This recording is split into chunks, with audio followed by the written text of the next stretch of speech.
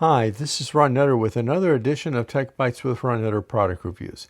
Today we're looking at the RMT-DSLR2 Replacement Remote for Sony and 3 things you need to know about this. It's always good to have a spare because what's one of the things that we're either misplacing or when we do find it, we don't remember putting it there?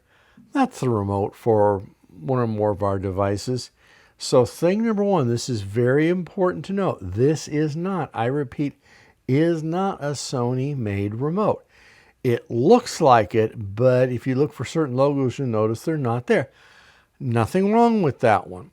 It's just you want to make sure that if you start to engage a certain function, depending on how the code was written in this non-Sony remote, it might not be there.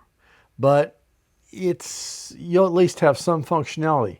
Thing number 2, depending on the Sony camera this is used with, not all buttons may work. Now, for example, I've got an A6000. Nothing wrong with the camera, still very serviceable.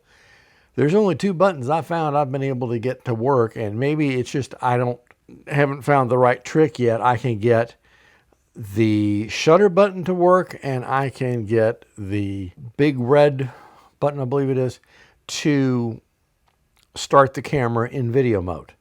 So just keep in mind, don't wait till the last minute before you try this out. Make sure that you are aware of what limitations this remote might have with your particular camera. When you look at the product sales page, now it's not going to list all the A6000 range. So if your camera is not listed, it might still work, it might not, but that's going to be some experimentation that you'll want to go through.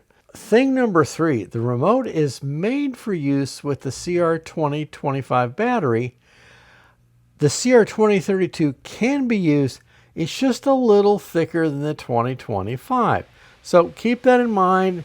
So if you don't have any 2025s on hand, by the way, this remote does not come with a battery, you can use a 2032 in its place. So take a look at this one. I think you'll be happy with it. It's a very prudent option to always have a second remote because how often will you be using it? Well, only you are going to know that, and you may find that your amount of usage or length of usage may change over time.